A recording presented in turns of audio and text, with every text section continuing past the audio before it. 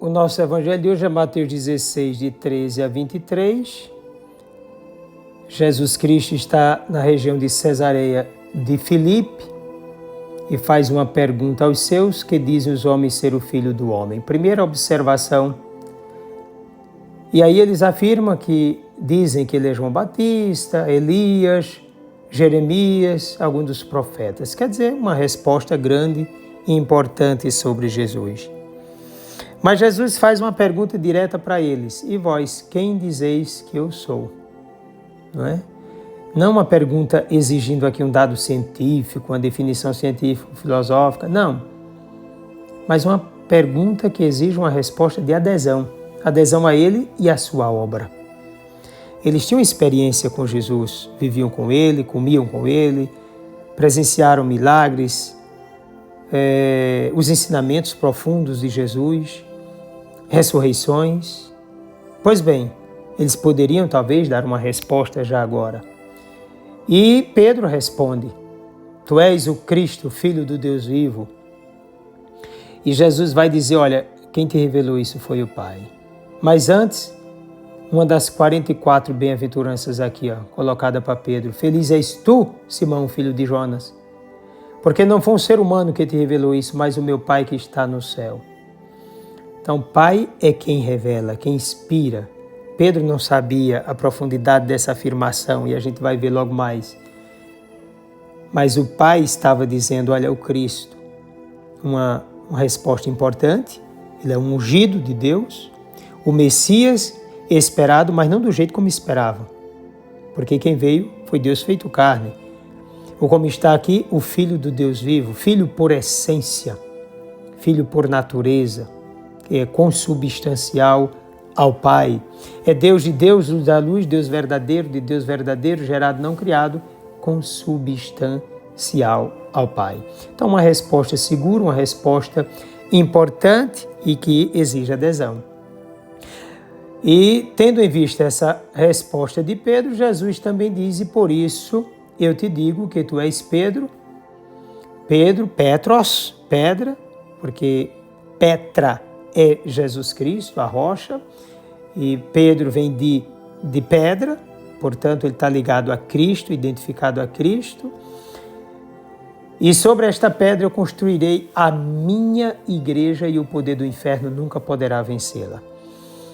Sobre esta pedra, essa rocha da profissão de fé de Pedro em Jesus Cristo, ao dizer: tu és o Messias, o Filho do Deus vivo. Isso é importantíssimo para a igreja e para todo cristão. Depois construirei a minha igreja, não as minhas, a minha igreja. E aqui, inclusive, para aqueles que dizem que Jesus Cristo não queria uma igreja, queria. Ele preparou discípulos, ele preparou apóstolos. Depois que ele ressuscitou, veio ao encontro deles, derramou sobre eles o Espírito Santo e os enviou pelo mundo inteiro. Depois o número 12 as tribos de Israel, 12 os apóstolos, o novo Israel. Isso é muito importante. Depois, e o poder do inferno nunca poderá vencê-la. A gente precisa ter cuidado. Algumas pessoas na situação atual dizem assim: a igreja, meu Deus, está sendo perseguida e até por dentro, por fora, vai ser destruída. Não, isso é falta de fé, isso é heresia. Quem pode destruir a igreja de Cristo? Primeiro, a igreja é sua esposa. Segundo, ele é a cabeça dessa igreja, a cabeça é o próprio Deus. Quem é a alma dessa igreja? É o Espírito Santo. Então, para vencer a igreja, precisaria vencer o Espírito Santo, vencer a cabeça, que é Jesus Cristo, vencer aquele que quis a igreja, o Pai, que através do Filho cria tudo isso. O Pai quis a igreja, o Filho fundou, o Espírito Santo guia, conduz, santifica. É a alma dessa igreja. Quem poderá vencê-la? Ninguém. Os abalos vêm por toda parte, corrupção por toda parte, narrativas complicadas por toda parte, mentira por todo lado, mas quem poderá vencer a igreja de Cristo? É ilusão querer afirmar isso.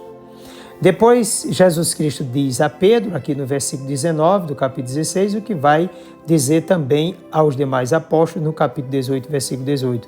Eu te darei as chaves do reino dos céus, tudo o que tu ligares na terra será ligado nos céus, tudo o que tu desligares na terra será desligado nos céus. Então, palavra importante aqui para Pedro. O que eu disse, depois vai passar para os demais apóstolos. O poder das chaves designa autoridade para governar a casa de Deus, que é a igreja. O poder de ligar e desligar significa autoridade para absolver os pecados, pronunciar juízos doutrinais, tomar decisões disciplinares na igreja. Então Jesus confiou esta autoridade à igreja, pelo ministério dos apóstolos, particularmente de Pedro, como vemos no texto do Evangelho. Depois desse momento, Jesus então ordenou aos discípulos que não dissesse a ninguém que ele era o Messias, claro, porque nem os apóstolos entendiam direito e os demais também não. Só depois da ressurreição é que vem o entendimento do verdadeiro Messias. Depois Jesus Cristo começou a mostrar aos seus discípulos que devia ir a Jerusalém, sofrer muito da parte dos anciãos. Esse é o primeiro anúncio da paixão do Senhor.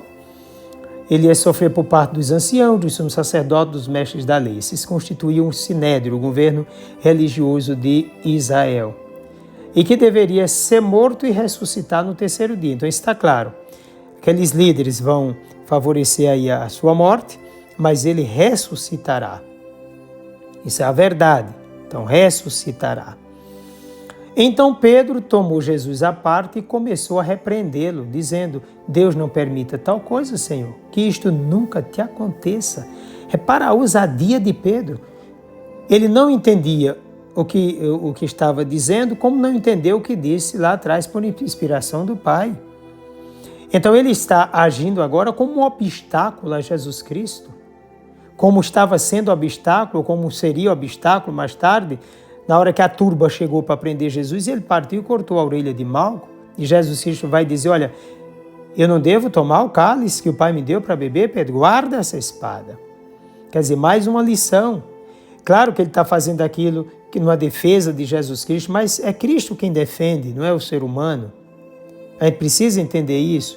Depois, é preciso entender o mistério de Deus, não agir com a força do instinto. Essa é a razão humana, isso é o sentido humano, é a lógica do mundo.